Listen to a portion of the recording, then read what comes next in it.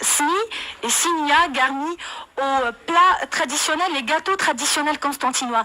Donc, nous allons, avant de débattre de ce sujet, suivre ce petit reportage et vous donner vraiment de l'eau à la bouche en vous invitant à regarder ces plats bien constantinois.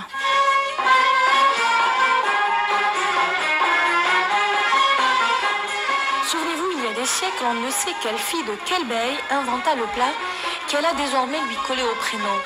On sait seulement qu'elle s'appelait Khdaouj et qu'elle adorait son jardin et sa cuisine. Et le voici, Tadjin al-Khdaouj. كانت دير فيه وتقول طاجين خداوج تنقات في جنينة الساوج فوالا طاجين خداوج في جنينة الساوج. J'imagine que Khdaouj, la fille du bey, était une très très belle fille. Elle était une très très belle fille. Et j'imagine que le malgré, elle avait des servantes, elle avait des domestiques, mais elle préférait faire certains plats elle-même. Elle-même, justement. Et j'imagine qu'elle a inventé un plat à la mesure de sa grande beauté. Alors, voilà. Comment se prépare ce plat que peu de Constantinois connaissent aujourd'hui? Parce que quand on lui a posé la question qu'est-ce que c'est que ce plat, alors elle leur a répondu que ce plat, je vais donner mon prénom à ce plat. Khdaouj. Et c'est de là qu'on a pris ce plat-là. Très bien. Alors, comment se présente ce plat? Comment on le prépare à Constantine? Le plat, l'ancien plat. L'ancien plat, voilà, traditionnel.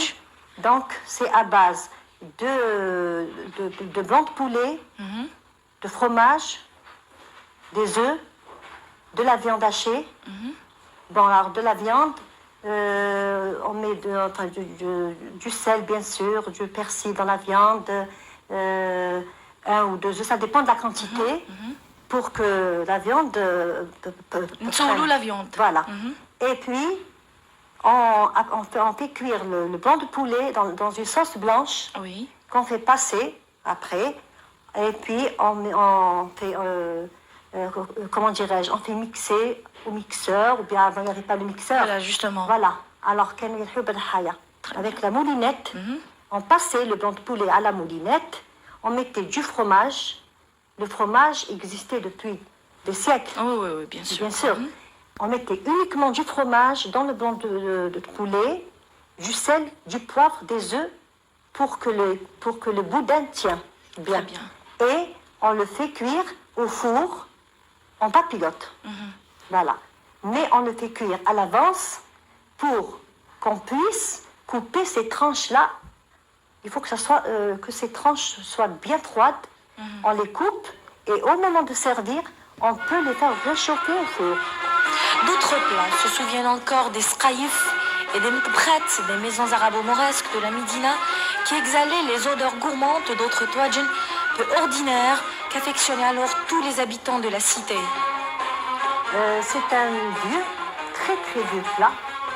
Et on a tendance à l'oublier, mais il faut quand même réveiller certains plats. Oui. Voilà.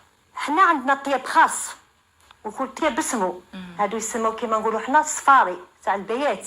وي. طواجن والصفاري تاع البيات كيما دا طاجين الخام. علاه يعيطوا له طاجين الخام خاطر ماش نداير il est fait à base de viande, de poulet, la dame, ونحط le blanc d'œuf من فوق avec des amandes. Oui. Bon. Ça ressemble à du marbre, à rukham, une fois cuit. Voilà. C'est un plat marbré. Voilà, marbré. C'est un plat marbré. À base de viande. À base de viande et de poulet. Oui. هذا طاجين الجوز يا حنانة. اللي كانوا يطيبوه بكري في ديار العرب، بحكي لنا شوية. كانوا يطيبوه بكري في رمضان. كانوا كيطيبوه في العراس الصغار باسكو يافي با موند فو كوم ماتنون ما كانش الغاشي بزاف. خاطر كيفسد. هذا طاجين الجوزي كيما شبح الصفراء. وي. شبح الصفراء باللوز وهو بالجوز. هو جوز برك.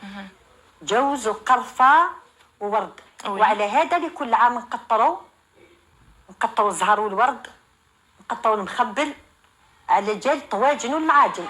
Madame Dalila Khaznadar, qui s'est elle spécialisée dans la cuisine constantinoise, c'est-à-dire les plats salés et sucrés. Mesdames, bonsoir. Bonsoir. Alors, nous allons commencer avec Madame Khaznadar. Madame Khaznadar, on a vu Tadjin Urkham, Tadjin Khdaouj, Tadjin Djawzi, mais il y a aussi Tabir, Tadjin Bounarain, le Mchelwesh. tout ça, ou tous ces plats-là, nous ne les retrouvons qu'à Constantine. À Constantine, bien sûr. Parce que c'est les plats les plus vieux et les plus reconnus. Et qu'on a tendance à ne pas oublier surtout. Voilà. Comme une chilouche, comme enfin, vous venez de le dire, le kefta, bonarine, tagine de fromage, tagine janina. Il y a plusieurs plats et plusieurs... la cuisine constantinoise, elle est vaste, elle est grande, elle est vaste. Madame Dalila, moi je sais que quand il y a une réception à Constantine, vous êtes toujours de la partie et c'est vous qui préparez ce que les gens vont manger pendant les fêtes. La race, l'khsanat, les fêtes, les anniversaires.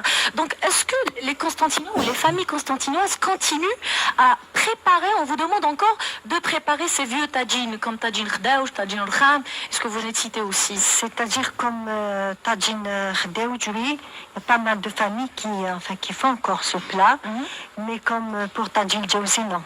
Pourquoi? Non, parce qu'ils ont tendance à oublier ce plat-là. Parce que premièrement, il coûte excessivement cher. Et puis c'est un plat qu'on prépare pas pour une grande... réception. Oui, pas pour une grande réception. C'est un plat qu'on prépare juste pour une petite réception. Par exemple, pour des fiançailles, pour un mariage où il n'y a pas beaucoup de monde. Parce que c'est un plat très, très, très délicat, très long à préparer. Voilà. Madame, c'est comme shbah safara. Shbah safara, c'est à base d'amandes, mais ça, c'est à base de noix. Très bien. Madame Dalila, est-ce que vous avez une idée? Je crois savoir que vous avez appris à cuisiner de par votre mère, de par votre grand-mère. Est-ce que vos mères et vos grand-mères vous ont raconté comment ces plats se préparaient à l'intérieur des maisons constantinoises, dans l'arbre, comme on dit? Mes grands-parents et ma belle famille surtout. Parce que j'ai vécu beaucoup plus avec mes beaux-parents qu'avec mes parents. Qu'est-ce qu'ils vous ont dit, vos beaux-parents?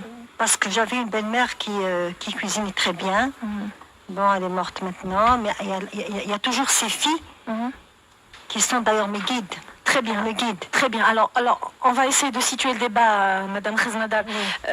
L'autre fois, vous m'avez dit qu'à l'intérieur de la maison arabo-mauresque, les gens se rassemblaient. Se rassemblaient, surtout au moment du printemps, où il fallait faire Zhar al-Ward, la fin avril, début mai. Tout le long, du printemps, il y a le fin avril, mai, il fallait faire Zhar al-Ward. Ça, c'était une obligation. Ce sont des arômes indispensables dans la cuisine constantinoise. Parce qu'on avait besoin de cette eau de fleurs d'oranger, on avait besoin de cette eau de rose, on avait besoin des deux mélangés qu'on appelle mkhabbel aussi, on mélangeait le zhar et le ward ensemble, on appelait mkhabbel. Ça, on le sait pour les mariages, mais on faisait ça, Très bien. et puis comme les gens vivaient en communauté, donc... Très bien, voilà. Alors, je me tourne vers vous, Madame.